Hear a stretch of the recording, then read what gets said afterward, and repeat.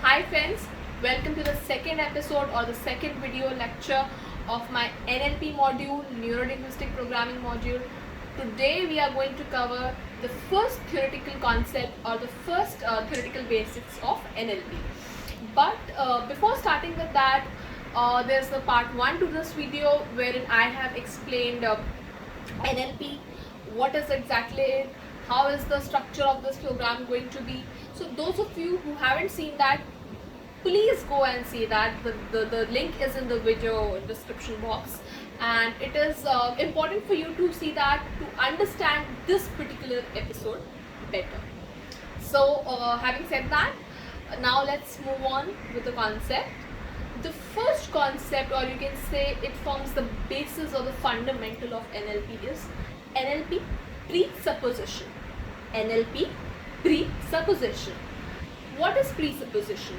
Now, presupposition can be broken into two words, pre or supposition. Pre, we all know, we say, it's something which exists beforehand, okay, like a precursor. Supposition comes from the word supposing or suppose. So literal translation, beforehand supposes, like beforehand assumptions. So by now you must have guessed, it means some before lying assumptions that we take to be true. So for understand NLP better, for NLP to work on you better, to be a successful practitioner of NLP, you got to believe these assumptions are true and fundamental. There are some 11 assumptions of NLP called the 11 presuppositions of NLP. I'll be discussing each one of them one by one and trying to elaborate the same with an example. So now friends, before starting, this is really important. If at all and any assumptions or presuppositions you have a doubt, please clarify it in the comment section. I will elaborate on that or try to give you more example, because these suppositions are going to be very useful. In fact, they're going to be the basis when we come to the phase 2 or the application part of this program, the NLP program. So let's begin with the first presupposition or pre-assumption, whatever you want to call it, of the NLP. So first presupposition of NLP is very philosophical in nature, and you must have heard great leaders like Gandhiji, Nelson Mandela, quoting this or putting this into practice. It says that accept people unconditionally. People are not their behavior. People are not their behavior means how their behavior is essentially is not how the person is. He or she may be behaving like that because of a certain circumstance, because of a certain reason. So it says, NLP says that if you want to reject a person's attitude or his or her bad behavior, but not the person entirely. This is the reason, you must have seen many NGOs, who are working with alcoholics or who are working with sex workers. They are trained in this, that treat those persons as humans. What if he's an alcoholic? What if he or she is a sex worker? You've got to treat them as a human. Try to make them reject the bad attitude or the behavior, but do not reject the person. So this is the first presupposition of NLP. To be a successful counselor, NLP therapist, a psychologist, all these fields where NLP is frequently used, you got to practice this. Unless until whosoever your client is, without judging him or her, you are able to, you're not able to treat him as a human, you cannot become a successful NLP practitioner. Let's move on to the next presupposition. So again, very philosophical in nature and in fact very practical and logical also. NLP says and stresses that each of us, you, I, he, she, everyone has a different interpretation of what goes around in the world. Be it a situation, be it current political argument, be it a person, be it anything. We all see it and interpret it differently in a unique personalized manner. We all behave according to that personal interpretation. Okay, not going political here, but you can see people have different reaction when it comes to the CAB bill, or not going into politics, let's say something like that. People have different opinions about TikTok and YouTube, so each of us interpret it in a different way. The third presupposition. Now listen to this carefully. It might sound a little vague or weird to you at the first instance, but please wait for me to elaborate. So the third presupposition says the mind is a map and not a territory. I repeat, the mind is a map and not a territory. Okay? What it means is basically, whenever we see a map, like a physical copy of a map, or let's say, Google Maps these days, of course. So we want to go to a particular location. Let's say we want to go to Rashtrapati Bhavan in Delhi, okay? And so Delhiites would relate to this one, that there are alternate ways. I can go via Daula Kua and then go to Rashtrapati Bhavan, or I can go via metro. I can follow the metro line and go via Connaught Place and then reach to Rashtrapati Bhavan. So we may take a different route. You can take Connaught Place, I can take Daula Kua, and it is completely based on our comfort level, our experience, how much we have driven that on that road, how much we are comfortable with that route. So, but that doesn't mean that Daula Kua becomes the territory or the final destination in itself, or Connaught Place route becomes the final destination in that case. The final destination remains to be the same, which is Rashtrapati Bhavan. It is just different routes. So now relating this concept with mind, when we say that mind is a map, we say that there are infinite possibilities, and we often jump to a conclusion based on our past experiences. But none of it makes these infinite possibilities the true territory or the true destination. So what I mean is, let's say there is a news in television of A killing B. Now for you the first reaction would be that A seems to be a psychopath. A seems to be a psychopath because you have in your life known or heard from somebody close a psychopath attacking a particular person that you knew, or a friend of yours. So your mind would work in that way because of the experience.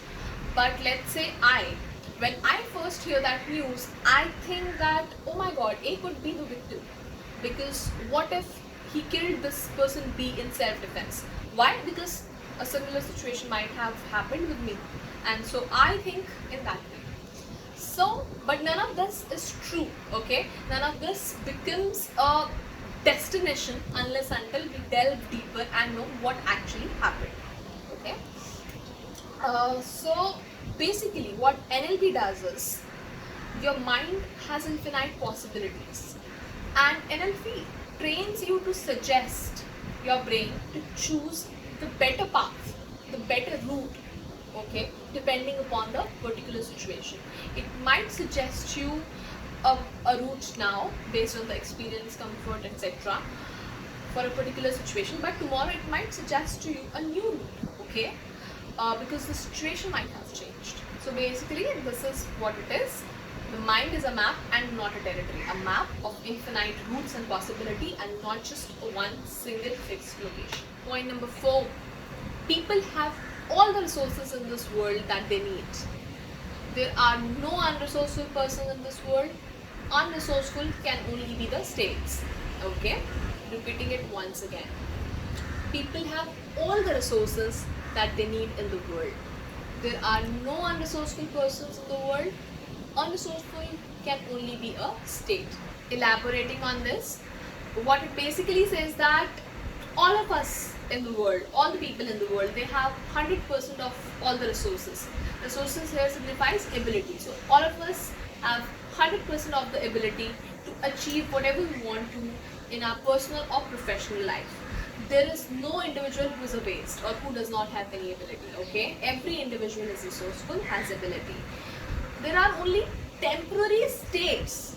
States you can think of as moods or zones. There are only temporary negative zone or moods which can be unresourceful. That is, there are certain moods which makes us unresourceful for a temporary or a short duration of time. What are these negative states or moods? Like, let's say depression.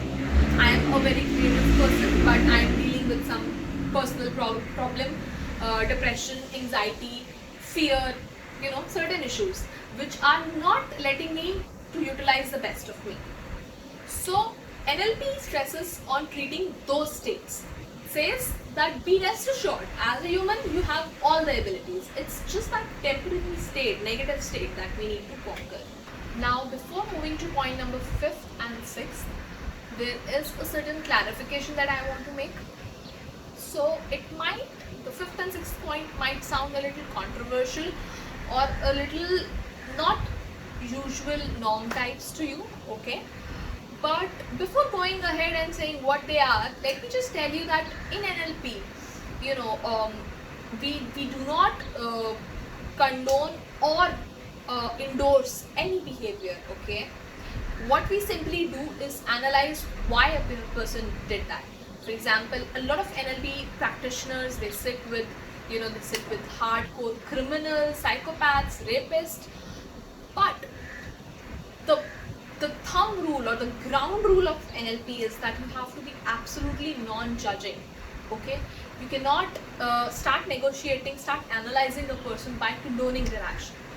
Even if in your heart you know that this is not the norm, this is morally, ethically incorrect, whatever, but there you are not there to be judged of it, you are just there to analyze why a person did what he did. So based on that theory are the next two presuppositions, and I move to the 5th presupposition. 5th presupposition says that each person displays a particular behavior that was his best choice in that particular moment. Let me give you an example. So let's say you wake up one morning, you are going to your work, you go down to the parking, the community parking or the societal parking, and you see that your neighbor has damaged your car. Now in that particular moment, okay, a state can be, remember states from our previous point, the negative zone or the positive zone, it can be any zone, and a state can last from, let's say, from microseconds to hours, days, weeks and months, okay? So really there is no time frame that can define a particular state. We change states like that, and sometimes it is very difficult to change a particular state or overcome a particular state. So yeah, moving back to the example again. So you saw the damage on the car, and in that particular state, let's say even for the fraction of a second or for 1 minute, for 2 minutes, you are very angry. And the best behavior that is suggested by your brain is that go shout at the neighbor or even give him a tight slap. You do that.